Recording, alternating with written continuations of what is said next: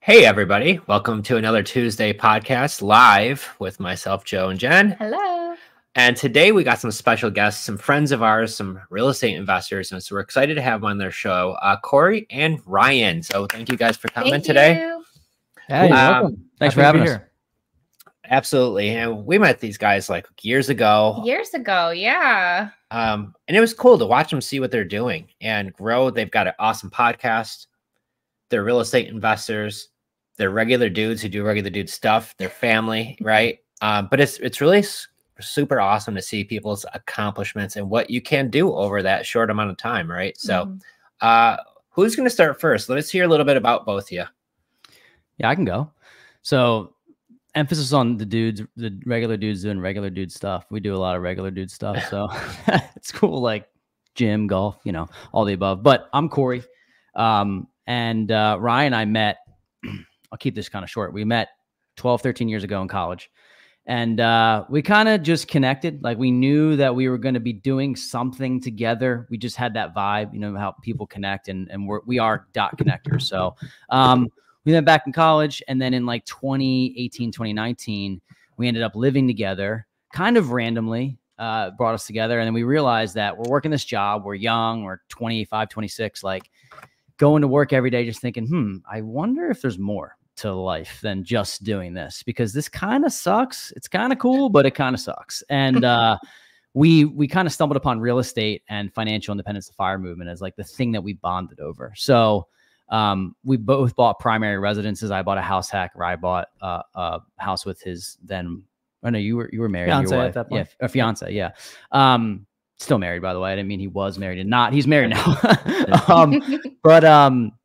So, we bought property, and then we decided, I think we're going to start a podcast and a real estate business kind of simultaneously. And we're like, maybe people will listen to the stories of the regular dudes who are growing along with you, who are networking, who are trying to do the damn thing, so to speak, like before we get to the point where it feels unrelatable to talk to us. And I hope we get to that point at some time. But the whole point is everyone was like, oh, well, what are these guys doing? Maybe I could latch onto their story. Maybe I could listen and learn. And we felt that the way that we were able to grow is organically network with individuals who are a couple steps ahead of us, and then relay that message on our podcast to people who were interested in growing a real estate portfolio. And fast forward to 2024, we have a few 6 to 8 units together, just the two of us. And then we have we're in a few syndications as general partners and as limited partners, and we co-own a short-term rental hospitality business. So we have like 70 units, some partially owned, some fully owned. And our goal now is to help teach people how to buy their first rental, because we know how much that changed our lives. And that first investment property for me, it was a house hack. And then Ryan and I bought one together. It was like light bulb clicked. So that's a little bit on me, and kind of took some of the thunder there, but go ahead, Ryan. Yeah. Do you want me to just carry on off that? Or do you go ahead. Yeah. I mean, not to retell the story, but I think one of the biggest moments for us was Cory approached me during COVID and was like, the world had shut down. And he's like, dude, we got to do something. And we've been digging into the FIRE movement a lot and studying real estate, reading the books and all that. And he's like, let's just share our story. And I was like, what do you mean? We don't really have a story yet. Like we had no rentals at that time. We just had our homes that we bought. He was house hacking, I should say. And I was like, you know what? If you want to do it, we have truly nothing else to do. Let's do it. And let's see what can become of it. And then after the first couple episodes, it was just Cory and I talking back and forth ourselves. And we were like, let's interview someone. Let's just see if someone will come on the show.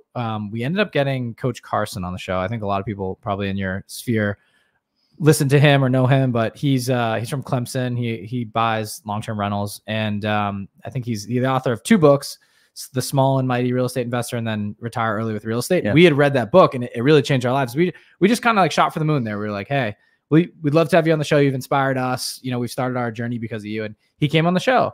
That's awesome. Think it was awesome. And I think from there, it really, he gave us a compliment. I think you guys are really good at this. We're like, wow, this is like episode 10. We're like, okay, like that gave us someone to believe in you, right? Kind of gave us the edge to keep going with it. And COVID actually, or I should say like the pandemic, that whole time period kind of lasted a while. So we just kept going. And one guest led to another. And then throughout, we realized how powerful of a tool social media and the podcast were, we decided to start an Instagram and kind of pair it with the podcast. So we got our faces out there, we got our thoughts out there, and community, right? That's how we met you guys. And what was really cool is we found a lot of people that are much more successful than us, or where we aspired to be, were willing to lend a hand. And they were like, hey, we're busy with our real estate, but actually I'd love to help pave the way for you and show you guys what I learned so you can skip mistakes. And that was really cool for us. We kind of thought to get into certain rooms, people would be guarded and shielded, and there's like only enough real estate for certain people. And there a lot of people that we talk to have that abundance mindset, and just it's, let me show you how to do it, because there's a lot to it. So if you're going to do it anyways, it's going to take a lot of hard work. So I say that to say the podcast really started it all for us. And then we started buying more units together. We ended up finding partners on our podcast for specifically the short-term rental hospitality company we have. We interviewed the gentleman on the podcast. We really hit it off. We really had similar interests, and he was local. So just a lot of things like that's one example of the power of social media. You know, a lot of times you can get into deals with it, not even be boots on the ground, which you guys do, or like not even meeting people in person. You're talking on Zoom for 2 to 3 years. So it's just interesting. The power of social media and podcasts really scaled our portfolio and kind of led us to where we are today.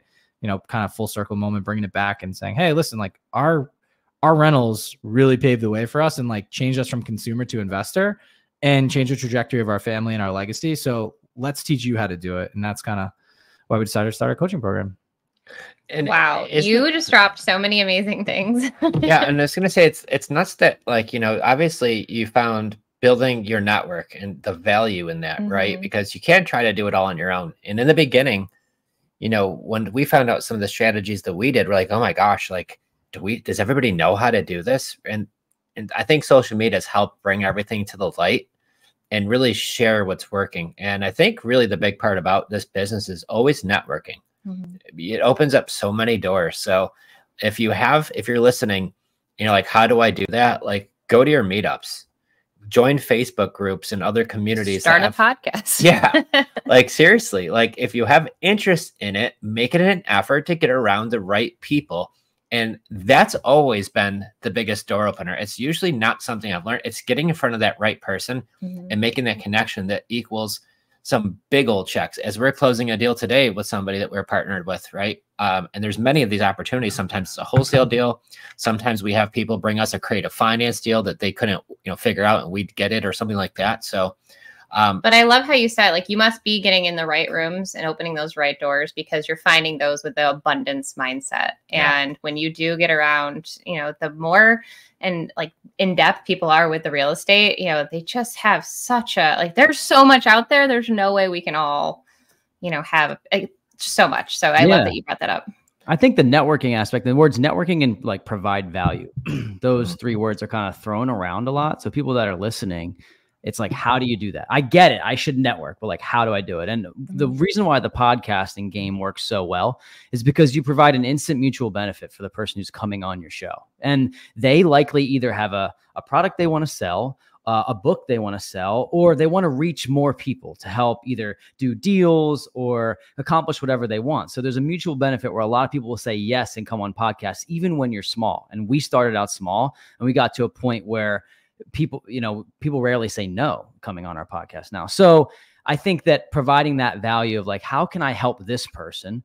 It could be, hey, I have a friend who builds websites, and I know that you need you have to kind of dig. You got to do that digging, and like, how can I really help them? Not just say, hey, can I buy you coffee? Because nobody really wants to take the time. They can, some people do, but taking the time to spend an hour, you know, for a $5 coffee is like, that wouldn't be the way that I would recommend networking. So I agree. It's all about networking. We for this 18 unit deal that we have in New Hampshire, that we've been working on it for a year, just over a year, with our guy Sean at Greenbrier Capital. Like, he was able to find these deals, and he's been in this market for, maybe he's 35. So he's been in this market working for 10 years, and he knows exactly how to find deals. And we were good at the marketing aspect, investor relations, and doing some of the underwriting, but also raising capital. So like, there's this mutual, like, when he saw our platform, he's like, I want to come on your show. Let's create a relationship.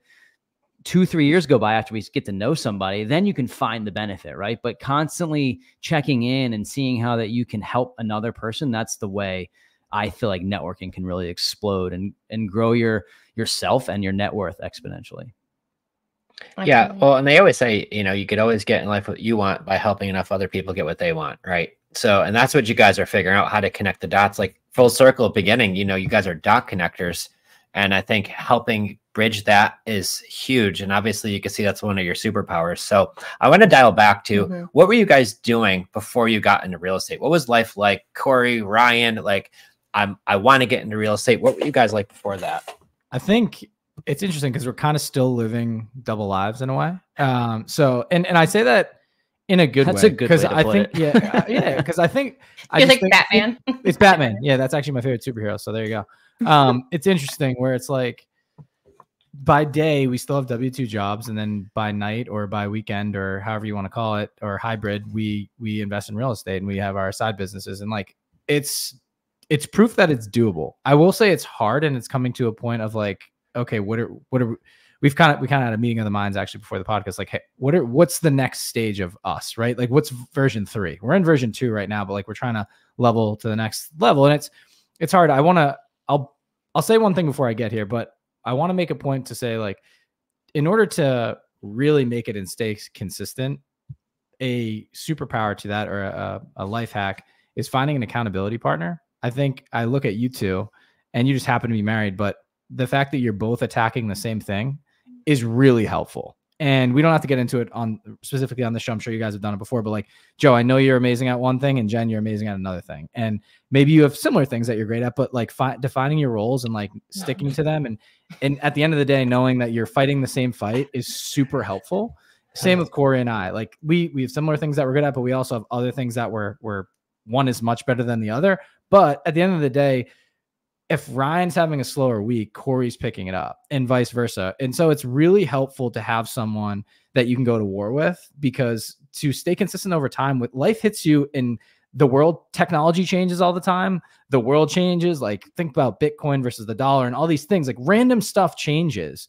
But if you can stay consistent and have a partner that'll help you kind of like navigate through the fires and like the up and down, that I think is really one of our superpowers that has helped us get to where we get, and allow us to, hey, we keep our W-2 jobs. And I say that because we both get paid well, and we've used these to leverage our portfolio. And I think a lot of people on social media, I want to make a point of this, is like, you'll see a ton of posts like, oh, quit your job and go invest in real estate. You know how many rentals it's going to take you to fully quit your job? Like, we use depending on the market and all the things in the cycle you're in, then people turn to short-term rentals and all these things. We've tried everything, right? Our portfolio is diversified. We have a lot of different things. We have long-term rentals, short-term rentals, 18 units. We're doing ground up construction in Arizona for 135 units. Like, there's a lot of stuff.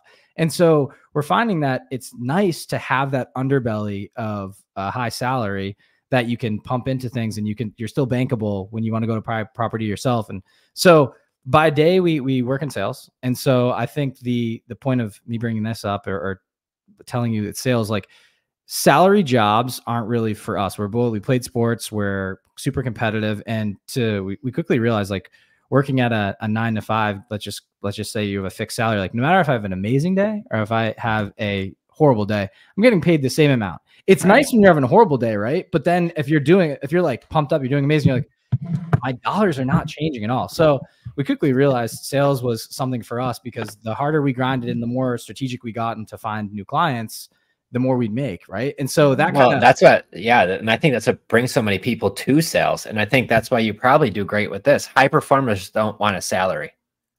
Yep. You don't want a salary. That's holding you back. So obviously you could see why, like, with your day jobs having in sales, this is what's translating here. So you guys have a burning desire. But the reason I was saying this, I want to interrupt real quick.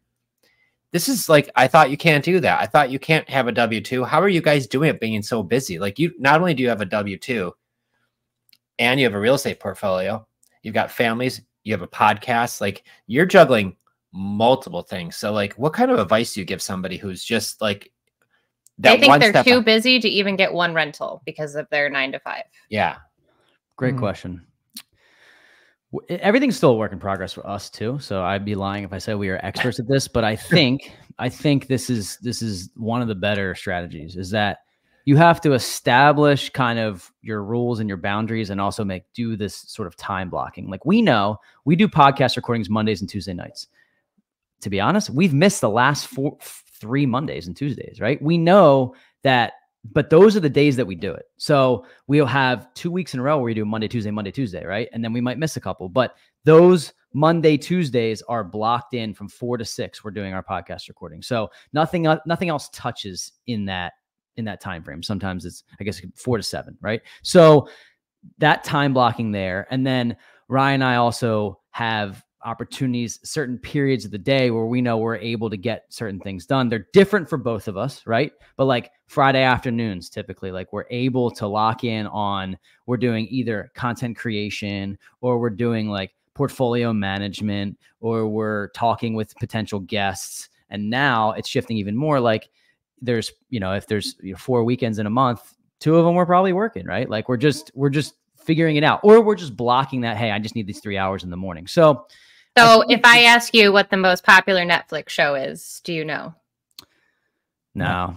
There we go. No. I mean, I did watch Presumed Innocent on Apple TV, and that was love that. Great show. Never heard of it. Love Jake Gyllenhaal. Anyway, but so the point is I know every now and then I'll catch one, and like it's funny because my girlfriend's like rattling off of these shows, and I'm like, I don't really have the interest, but every now and then I'm like, we're not robots. Like we like to. That's a good point too. It's like you have to be a human too. Like there's so many sides to this conversation, right? And you're like, some days you're like, dude, I'm sick of this. Like I just want to be human. I want to know the Netflix show. Yeah. Other days you're like, all right, I get why I don't. Because you get into habits and like bad cycles and good cycles and things. And I think that's funny that he mentioned that show because that's a good one. That's actually one of my favorite shows, and I'm not caught up yet. But the point here is time blocking. Like he mentioned, there's some weeks that we miss the podcast. We do Monday, Tuesday because we stack them. Like we only have one episode that releases, and it's every Wednesday. So we are very strategic on how to manage our lives. We use Asana, which is like a digital, like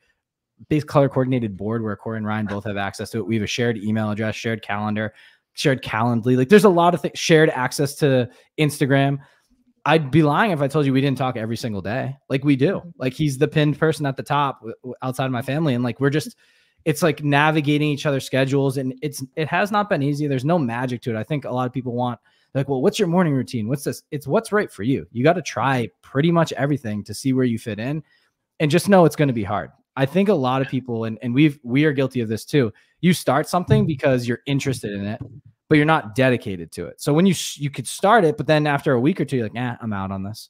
And real estate you can't be like that. You continually have to be staying up with trends. You have to be networking, getting in the right rooms, building your team out. There's so many levels to that. I know it sounds like roughly 10 members on the real estate team. It's a little different in creative, probably even more, but we've also toyed around with, for organization, hiring VAs. And we have. Now we've tried to, you don't have a ton of money coming in for certain businesses, right? So certain VAs, it's just in the beginning, I should say. So certain VAs in the States are going to cost way more than potentially in the Philippines or overseas. So we've tried those. They've been great for certain tasks, like things that are black and white, like here, do this, but any creative task, that's on Cory and I. And I tell you, we've gone up, down, left, and right trying to hire other people within our business. And I think for that's one of the harder things, because no one's going to be as motivated as you about your business and your lifestyle and all that. So that's a different error, or a different league of their own, right? Like that's stage 2 or 3 for people. But getting your first rental, it's not as complex as you think. There are literally manuals out there for you to go through. And the hardest part, I will say, I think, is going out and interviewing all the members of your team.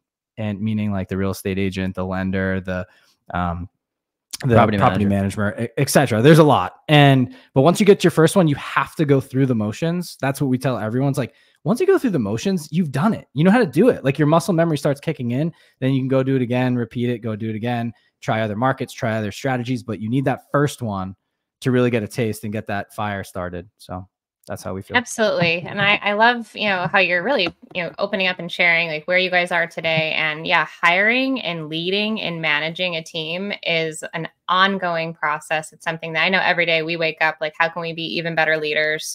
It takes a lot, and it's really important to remember how much time that takes too. So as you are growing, you almost have to like slow down to speed up. And that's what I found time and time again. So I love that. If you're listening and you're having any questions, I know you guys threw out some terms there, house hacking and the FIRE movement. So maybe even take a minute and kind of break those down. for anyone who maybe is just stumbling onto this podcast and is curious. They're kind of like, well, what are those things? How did you get into this real estate gig?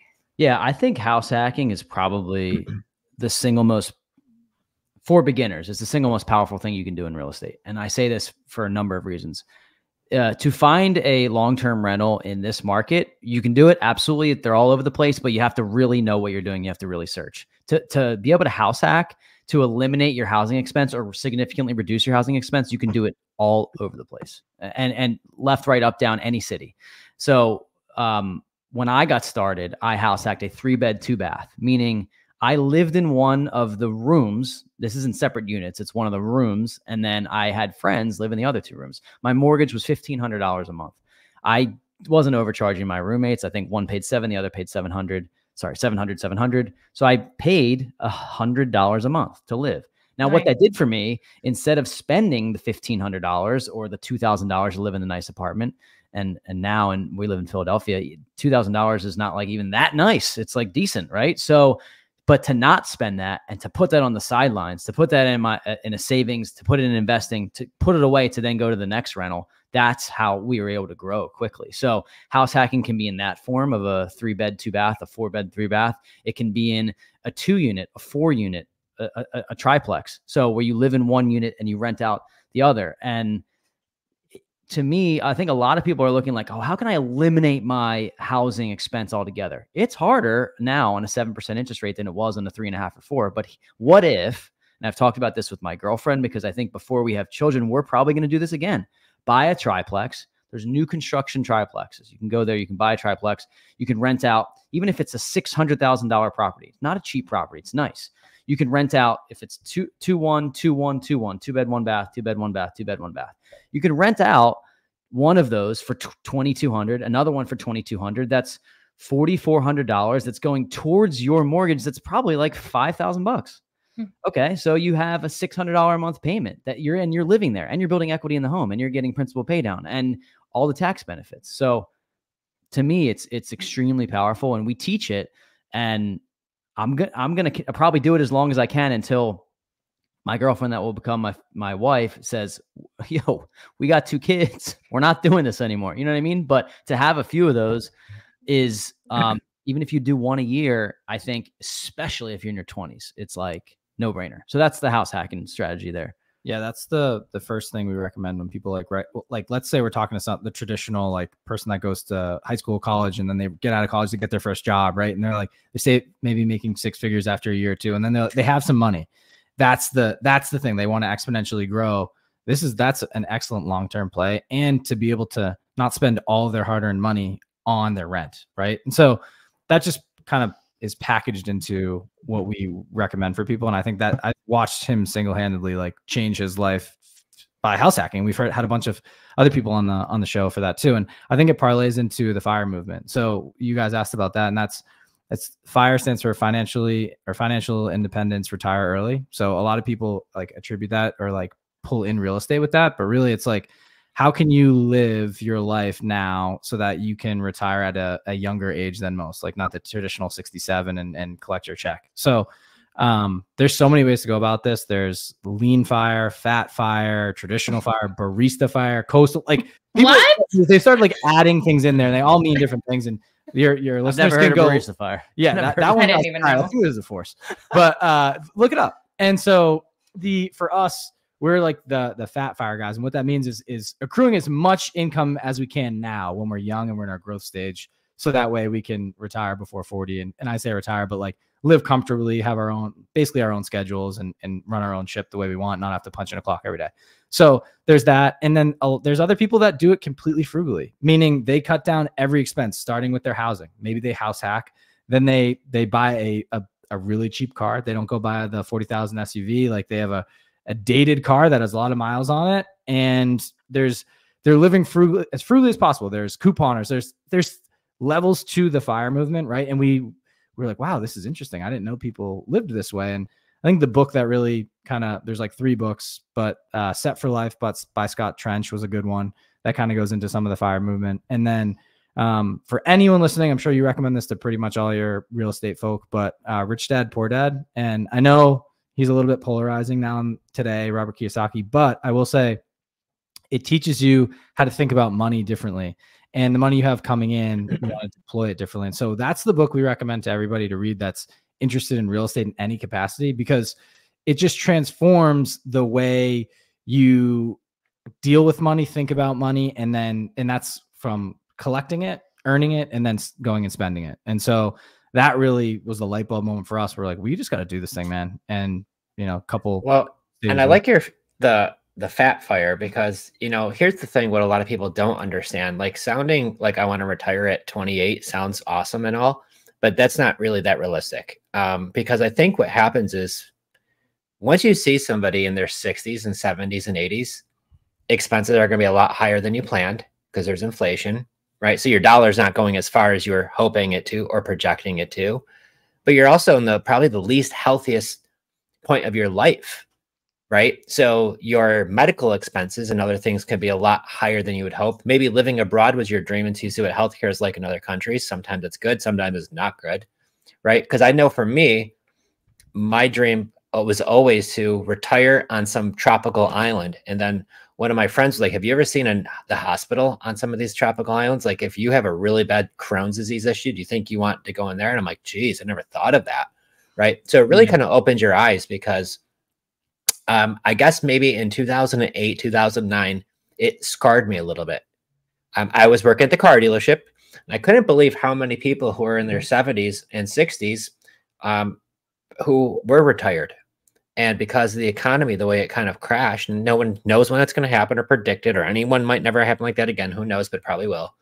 But I had full grown, adults, my grandparents' age, in my office crying, because this is where they were supposed to live their best life. And now they have to go get a part-time job greeting people at Walmart and stuff.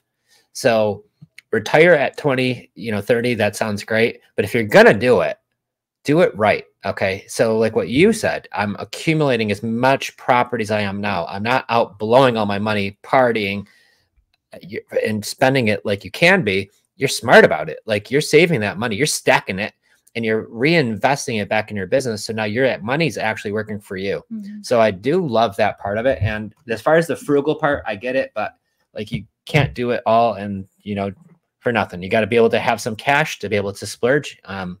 Birthday weekend in Tampa just this past weekend was not cheap. Not true. You don't want it to be cheap, right? Like yeah. I think that most people. Oh, and it wasn't, buddy. Yeah, it wasn't. I saw the Instagram post, yeah, and it didn't look cheap.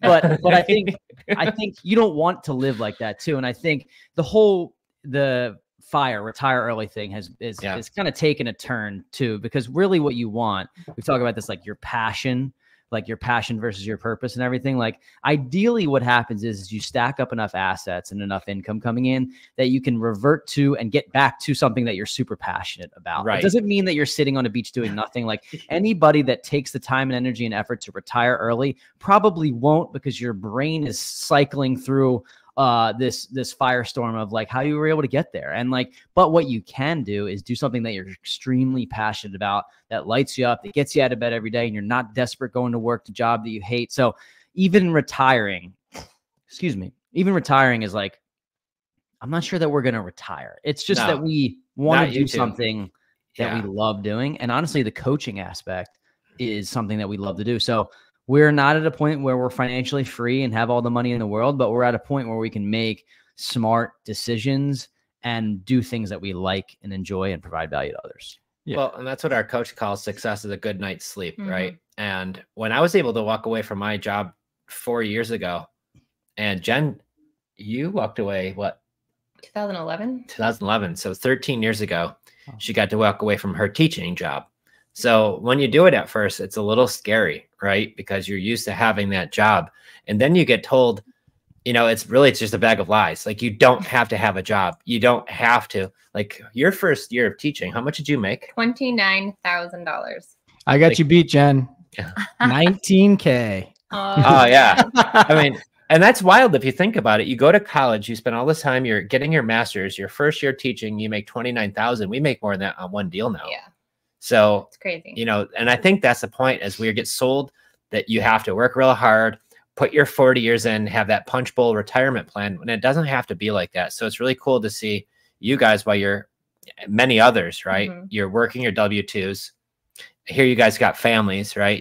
You've got things going on in your life. You've got some personal goals besides work, and you're still finding those little cracks in the day. You're time blocking. You're being very smart with your time. You're being smart with your money. It's like a non-negotiable. I think it's like a mental thing where if you put it on your calendar and you have each other to kind of, like you said, hold yourselves accountable. But if you don't have someone else, like you just mentally have to hold yourself accountable. Like, I am going to call my sellers at this time. I'm going to go to this appointment or whatever it might be. But if you don't do it, it's never going to happen. And that's really how you guys are getting to where you're at today. Yeah. And you'll never retire, you two. I could just tell. No, like, you're like, you'll never I don't think I'll ever retire. I don't see it. I love what I get to do. And you retired from the car dealership, but other yeah, because that job, that was a job, a job, right? And it doesn't, and that's one thing. But you know, as far as like what I get to do now is like I wake up in the morning, I get to spend time with my wife, I get to see the kids that we homeschool, they're here.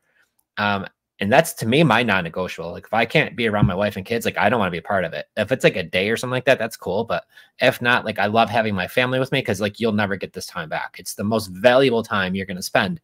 So at that point, I want to have that flexibility, and I want to be there to be the dad who actually was there to raise my daughter and my son, and not be the dad that was just working at my job. Yeah, I think about that. Yes, I have a let's see, 15-month-old. Yeah. So she just started walking, which is the coolest, unbelievable thing in the world. It's the coolest thing ever. And so I say that to say I understand how you're feeling, and it's interesting where I always used to see posts like the guy with like $2 million got the sweet car and the nice house, and then you see the dad like holding 2 kids walking down the street, and like who is more wealthy, or who's the rich one in this picture, right? And I started to realize it's the dad. And for me, you don't really get it till you're there. And this could be for moms too and things, but to be able to have the time to go do that and not be burdened by a job or like, oh my God, like we're not gonna be able to pay our bills if I'm doing this versus that. Like, I think no matter where you are in life, like it's gonna be a struggle at some point, right? Nothing's perfect, and there's always things that hit you, but to have the relief and not the financial burden or like the little like person on your shoulder that's just like, hey, you got to go to work, you got to pay the bills, you got to do this, like, and you don't want to be thinking about that while you're with your kid too, right? Like you have to be mentally there too, which is so hard to do for people. Like I just think about, there's some things I've seen, and there's so many inner voices going through your head every day. It's like, oh man, I got to provide for my family, I got to spend more time with my kids, I have to have a social life, I have to travel, I have to do this. Like, everybody's thinking all these things, and how do you compartmentalize things and like give them each their time? And I think it's very important to do, but very hard to do, is like when you get home from work or get home from what you guys are doing, coaching, it's like shutting off and just putting the phone away, because everyone always needs something. You know, maybe it's a coaching student, maybe it's a seller, maybe it's a buyer, whatever. Like just shut the phone off and just be in the moment, because those moments, as you mentioned, they're not that your son or daughter is never going to be that same age ever again. Right. And like the next day is different. And so it's just interesting how things change, and my perspective has changed on things. But so the hack there, Brian, the real hack is to be both dads. Be the one with the millions of dollars and the nice car and the nice house, but still walking with the kids and spending that time. Because what I've noticed is so many of in the car business it's really a male dominated industry, although there's some really powerful women in there. But most of the owners that I knew that were men, their biggest regret was they made a lot of money, but by the time they're getting to enjoy it, their kids have already moved out. Their kids have already moved out. They didn't have that big bond relationship with them.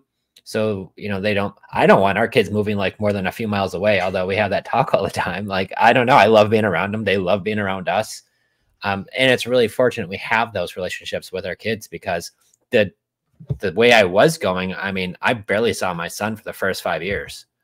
And that stinks. I think that's most people, and I know it's most people, and it's the way things are set up, right, in society. And so there's like, that's a whole like 10-hour conversation. We won't go down that road, but it's interesting to see, because that's why we're having conversations like this, right? Like we're products of the people that tried something different, and we have read the books, we've done all the research, analyzed the deals, but you don't really know until you just go do the thing. Like you're never going to be 100% prepared.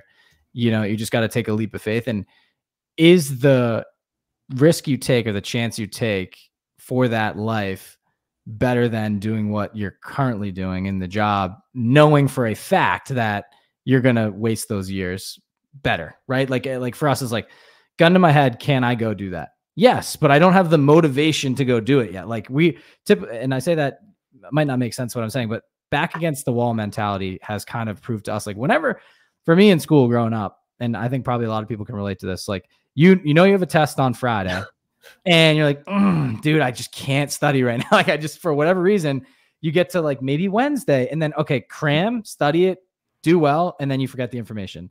Like real estate is not really like that. And I was kind of talking to Cory about this the other day. Like you need to study, act, and then learn some more through the process and then go do it again. So you can scale up and try the next creative strategy where you can't just cram and then be done with it. It's like a continual consistency thing. And so it's hard, but it's worth everything, because the money, then you finally get your money to start working for you. And some days you don't have to go out and chase it. You know, that's what we found in real estate. It's very forgiving in certain aspects and it's manipulable.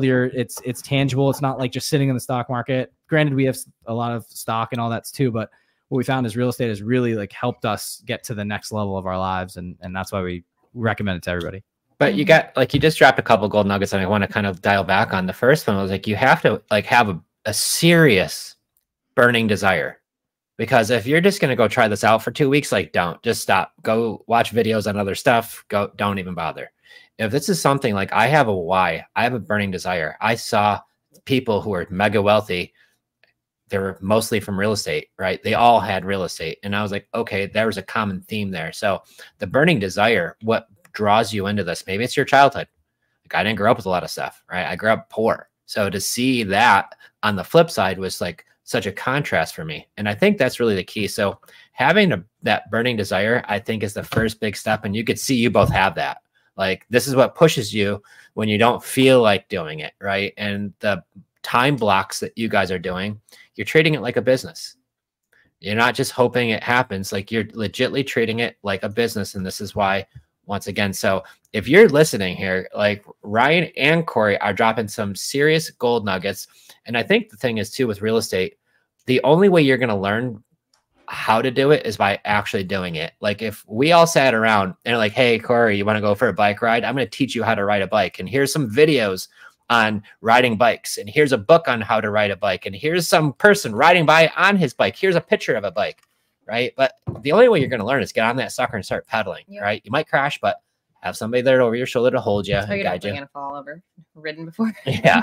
It's that fear. It's I don't know how to fully explain it because everyone has different situations, but like, you know, you're probably talking to people. Some have kids, some don't. Some are aged 40 and they're in a different life cycle where versus the 25-year-old, right? That has a ton of free time when they come home. And so that's the hard part. And you can't coach. You can to a certain point to overcome fear, but at some point it's I don't know if I can swear on here. So you poop or get off the pot, right? So there you go. So basically it's like, you're either going to do it for yourself or not.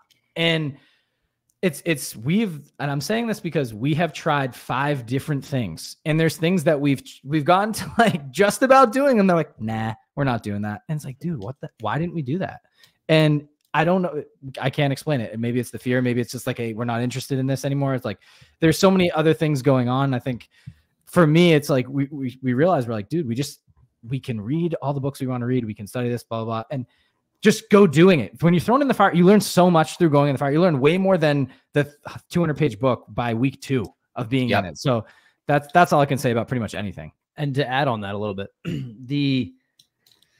the doing aspect is like, you know, we're sitting here talking and like, it's kind of like a highlight reel a little bit of like what we've done. And it seems like we have all of our shit together and we maybe do more than some, but really at the end of the day, like there's so much that we still want to learn. And I say that because my first rental property, 1 week after I bought it, it was raining through my house, truly raining in my house.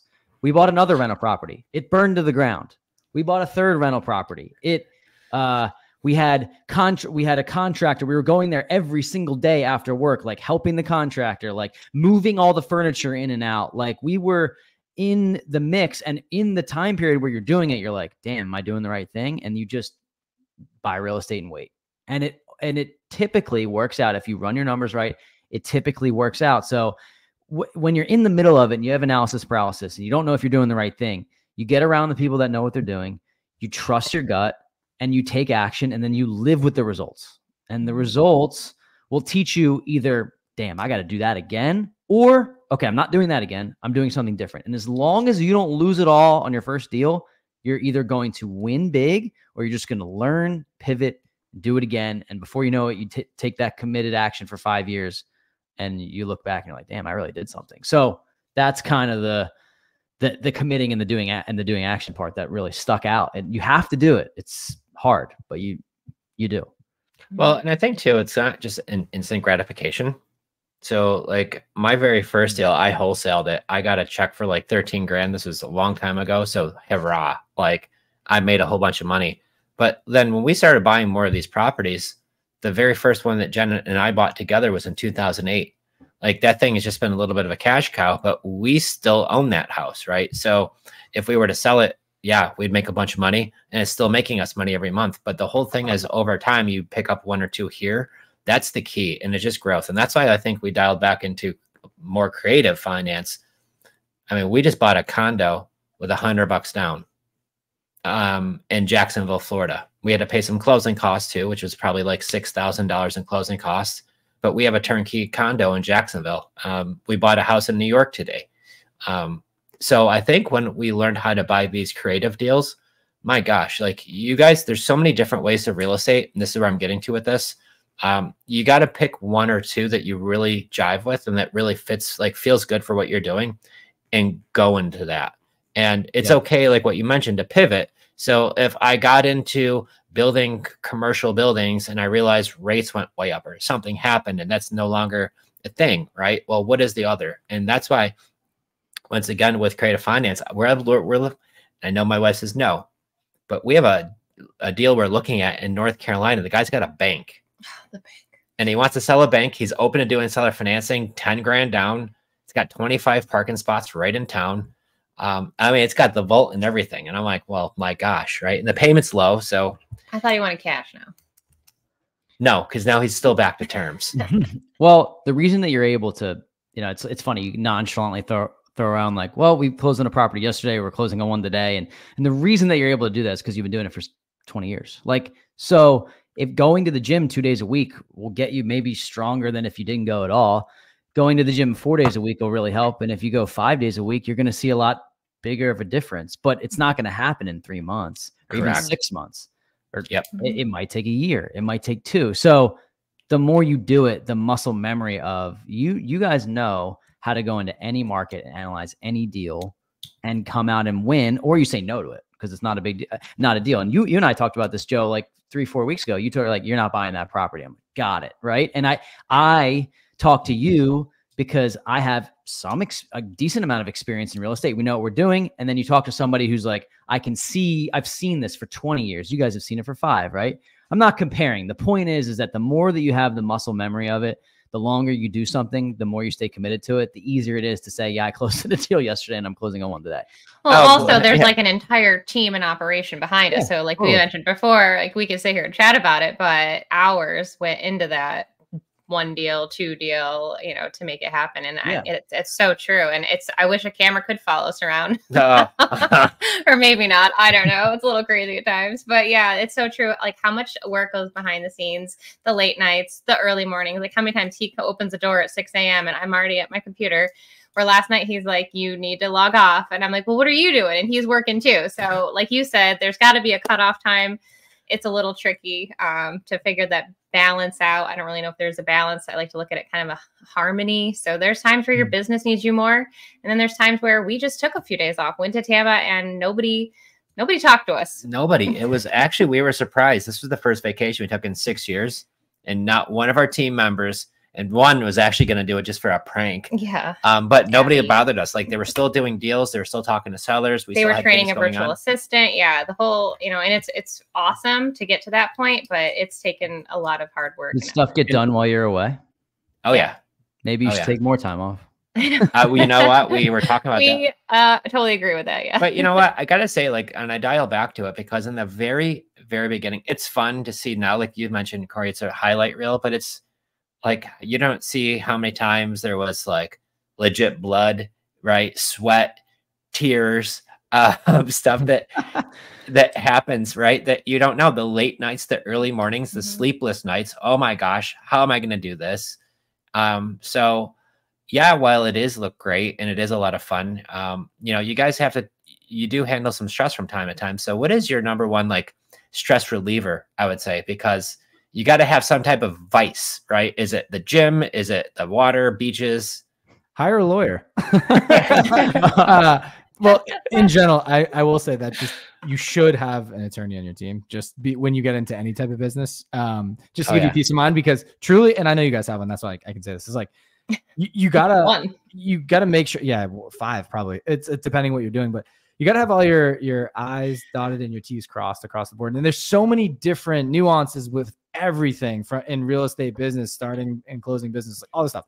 So for me, peace of mind, like I just needed to know, like, know you're protected on all fronts, make sure the businesses are set up properly, whatever. That's where you start. But I think the question was, it how you put your head down at night? Is that where I'm at? Or? Like, what's your stress reliever? Like, what do you do to relieve For fun. stress? Yeah. Hobby. Gym, 100%. Yeah. Gym and running. Yeah.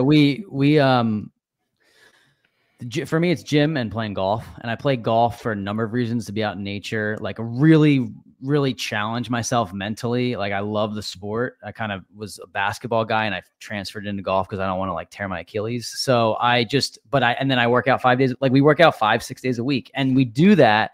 And I can confidently say it has more mental benefits than physical benefits. And it's like, it's a non-negotiable, because the amount of energy that it gives us to get back to work. Like, sometimes I'll go at noon in the middle of my day.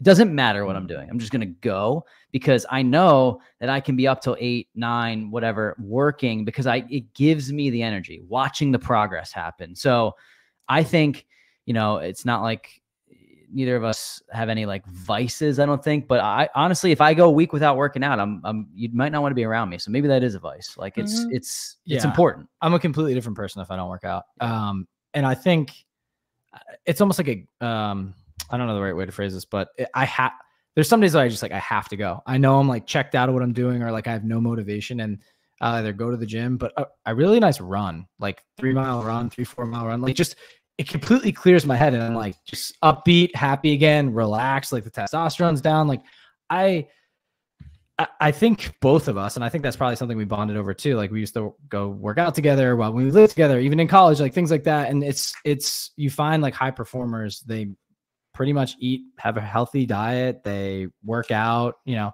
Vices, you know, a couple of drinks once in a while, like going on vacation, that's not a vice, but like that's something you need to also like offload. Like, once a year, my wife and I, we try to, like, an all-inclusive resort, just book it. Like, we need to go, because you get so built up with all the things you have going on, you just need to shut off and get away.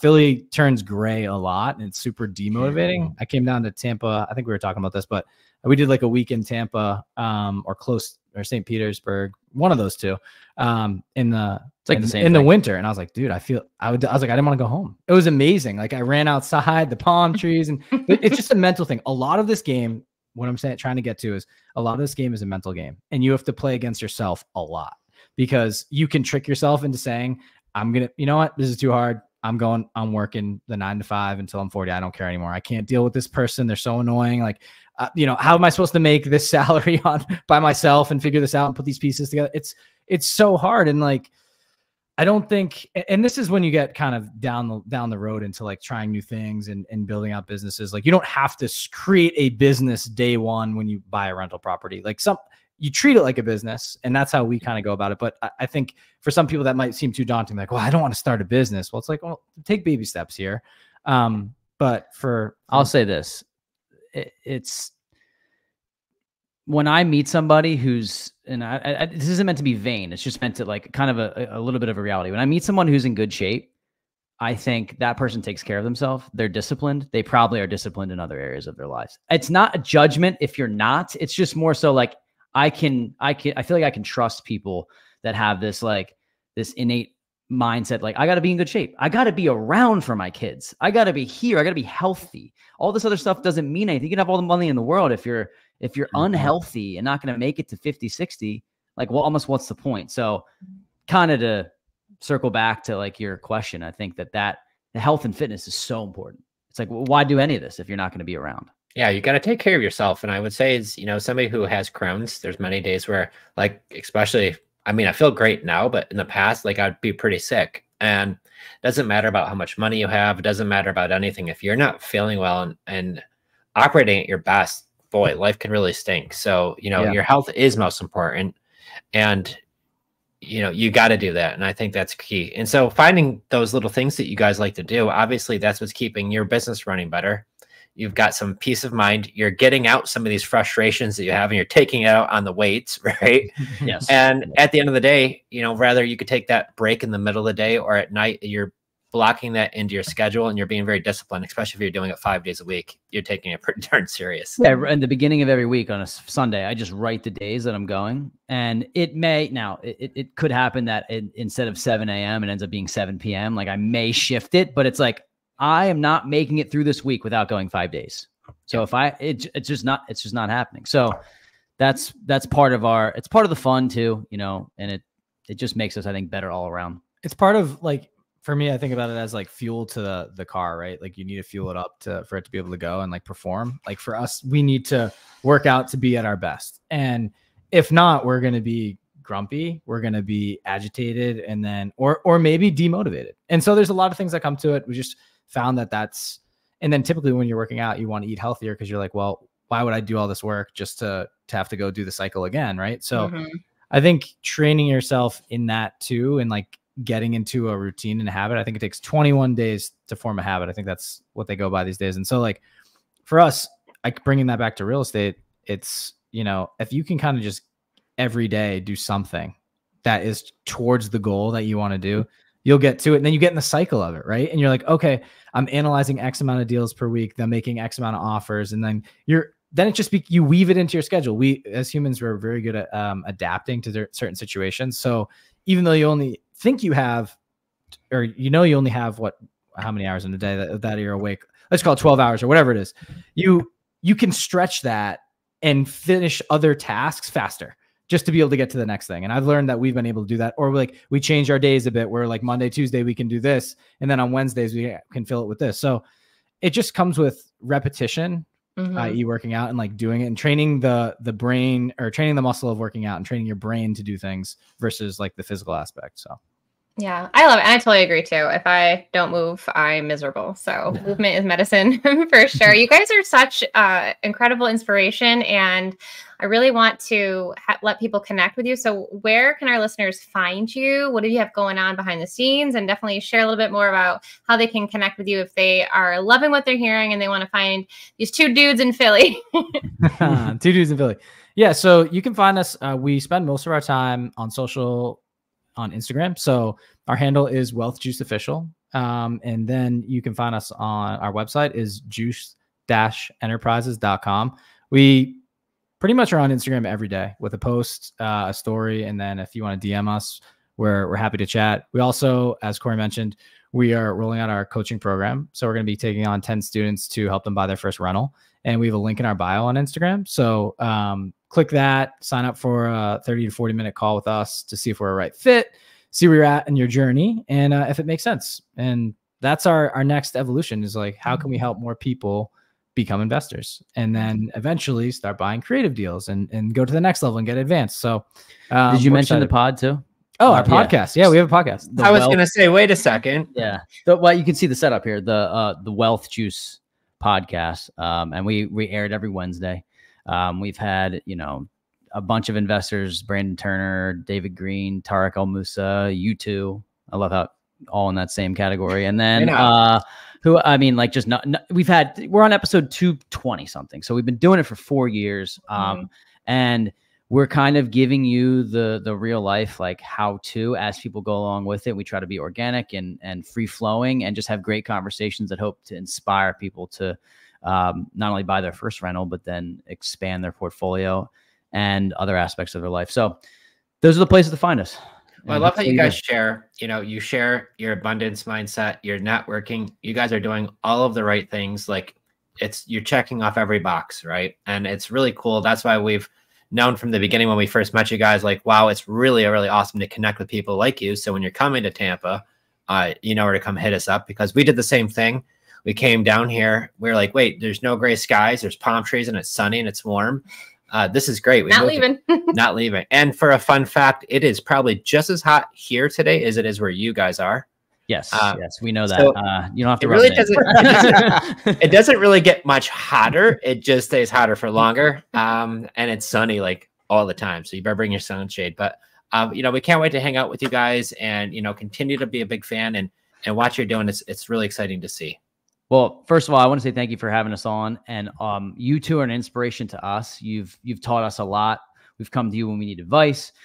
We've modeled some of our coaching program, not about the same thing, but after you know, some of the ways that you've done it. And it's great to watch you two grow over the past several years of knowing you. And I know we'll make this virtual relationship more of an in-person one in the future. So we appreciate it. Bam. Awesome. Well, thanks so much for taking some time out of your busy schedules. And yeah, absolutely. When you come down to Tampa, definitely got to meet up and maybe shoot some in-person content. That'd be a lot of fun. Yeah, definitely. Thanks, guys. Thank you so much. Yeah, if you're listening and you love what you hear, please make sure you head over to Creative Finance Playbook on YouTube and subscribe, and check us out on Apple and Spotify. Until next week, guys, we'll have some more guests on sharing all about how to buy real estate, change your lives, and do the darn thing. So until then, we'll talk to you guys soon. See y'all.